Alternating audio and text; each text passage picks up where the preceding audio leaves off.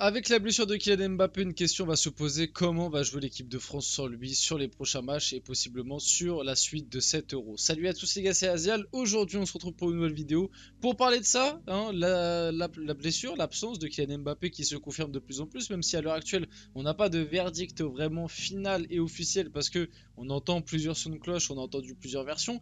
La seule chose dont on peut être sûr à quasi 100%, c'est qu'il ne sera pas là lors du prochain match face aux Pays-Bas. Et du coup, on va se poser la question: comment va jouer l'équipe de France lors du prochain match? Avec qui? Comment va être animée cette attaque? Comment va être animé ce trio offensif, j'ai envie de dire? Parce que c'est ce qui a énormément déçu déjà sur le premier match et le dernier, du coup, enfin le premier match de cet Euro face à l'Autriche, où offensivement on a été très déçu et on a eu un Kylian Mbappé qui a été très moyenasse, je trouve, mais malgré qu'il a été très moyenasse, il a été bien au-dessus de tous les autres offensifs et surtout, ça a été le seul réel danger de cette équipe de France offensivement. Donc c'est là que tu te dis qu'il y a un gros problème et que sans lui, ça va être très compliqué. Donc on a énormément de choses à voir dans cette vidéo et d'actu autour de l'équipe de France, comme d'habitude vous connaissez. Si la vidéo vous plaît, n'hésitez pas à la liker, à commenter, à partager et à vous abonner, ça fait toujours plaisir et ça aide pour le développement de la chaîne.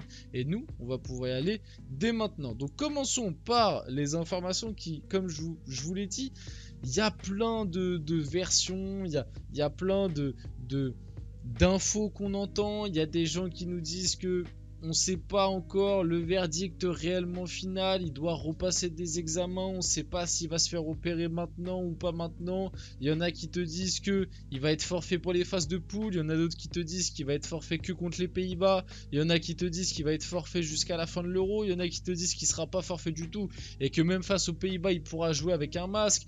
On entend plein de versions, on va dire le truc qui a l'air le plus cohérent et qui a été sorti par l'équipe, donc l'équipe, malgré que des fois ils peuvent sortir des petites dingueries, ça reste le média, enfin le journal français numéro 1 football, donc on va se baser là-dessus. Sur l'équipe de France, généralement c'est du solide. Kylian Mbappé serait bien forfait pour Pays-Bas-France, donc ça c'est déjà un terrible coup dur, et après on va reparler comment on va essayer d'animer tout ça.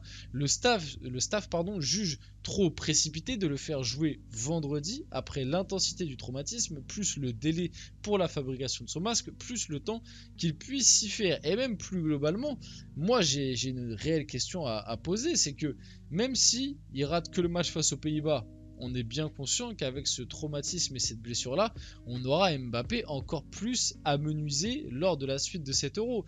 Et moi, je trouve que c'est quelque chose de très inquiétant parce qu'on l'a vu lors du premier match avec les infos qui sont sorties.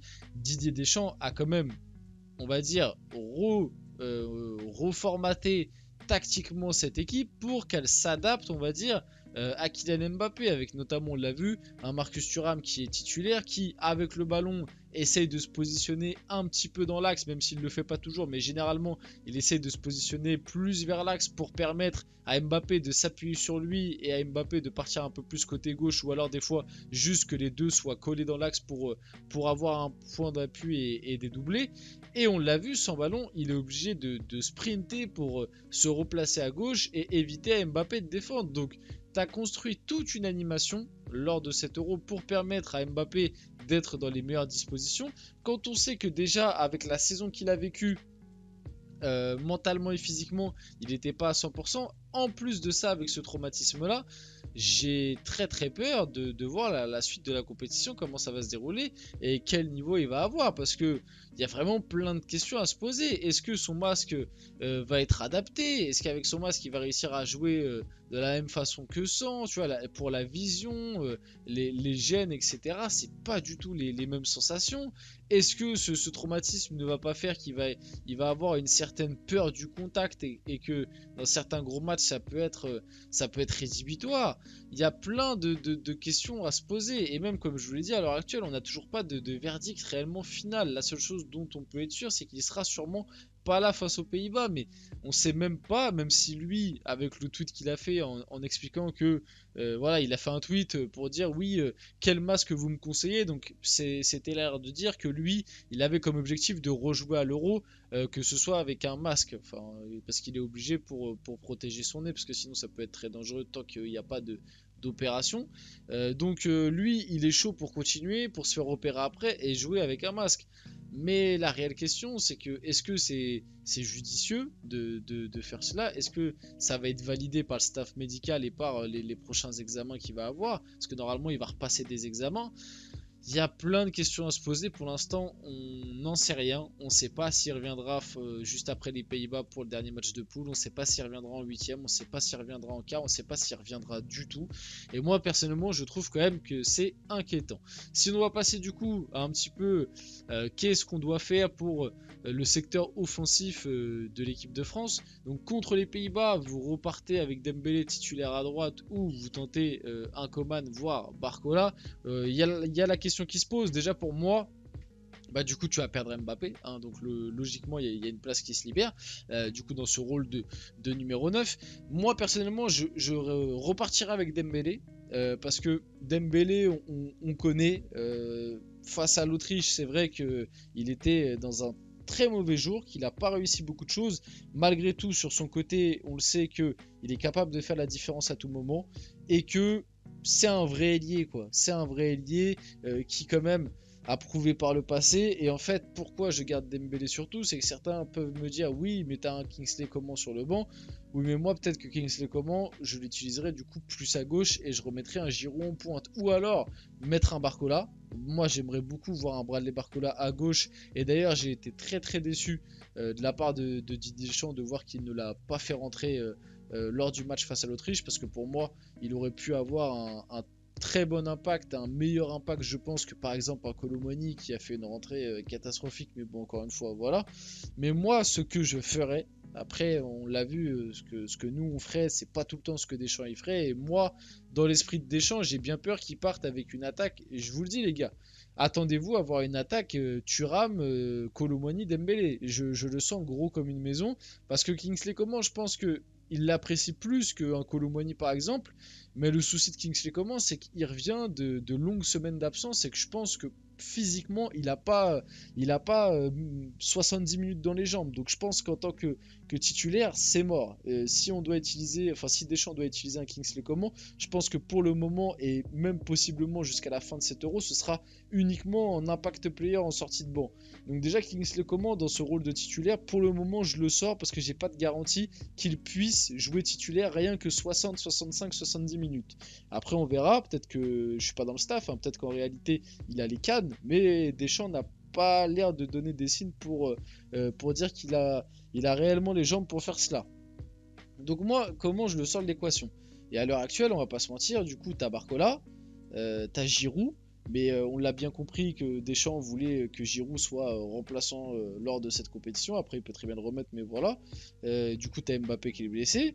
Et finalement, bah oui, on va dire dans la hiérarchie, bah Dembélé, Kolo Muani et Marcus Thuram, c'est ceux qui ont le plus joué ces derniers temps et qui, je pense, sont devant dans la hiérarchie par rapport à Barcola qui vient d'arriver et un Giroud qui a été, encore une fois, déclassé par Deschamps. Donc j'ai bien peur qu'on parte avec une attaque Thuram en pointe, Kolo Muani à gauche et Dembélé à droite.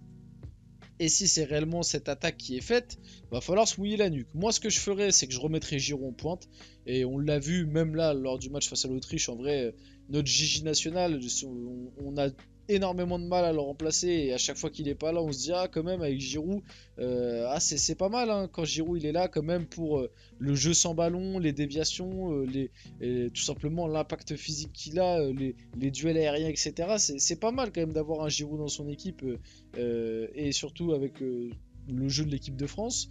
Donc moi je remettrai Giroud, et moi personnellement si il est à 100% je mettrai Kingsley Coman à gauche, mais s'il est pas à 100% je mettrai Bradley Barcola. Moi je partirai avec une attaque Giroud, Barcola, Dembélé, tu vois, et avec un Kingsley Coman en impact qui rentre, avec un Kolo Muani, Marcus Thuram qui peuvent rentrer aussi si les autres passent à côté. Mais voilà, moi je partirais avec l'attaque Giroud, Barcola, Giroud, Barcola, Dembélé, pardon. Après On va voir. Moi, je vous dis, j'ai bien peur que Deschamps nous sorte un Kolo Muani, Thuram, Dembélé. Rudy Garcia sur le match de la France hier, quand un milieu défensif ressort comme Kanté à ce niveau, c'est qu'on n'a pas totalement été à la hauteur. Et je suis plutôt d'accord avec lui. Quand dans le débrief, tout le monde est d'accord pour dire que les meilleurs joueurs de l'équipe de France, ça a été les 4 défenseurs et les 2 milieux de terrain à vocation défensive qui sont Rabiot et N'Golo Kanté, avec N'Golo Kanté qui finit homme du match. Ça montre bien quand même que déjà ton secteur offensif, et ça rejoint un petit peu ce qu'on disait juste avant, a été énormément défaillant. Et de deux, que t'as pas non plus proposé une très grande prestation et un très grand match de football. Et encore une fois, c'est pas mal d'interrogations pour la suite de la compétition. On va finir la vidéo là-dessus. J'espère que cette vidéo vous a plu. Si c'est le cas, n'hésitez pas à la liker, commenter, partager et vous abonner les gars. C'était Asial et on se retrouve très rapidement pour une prochaine vidéo.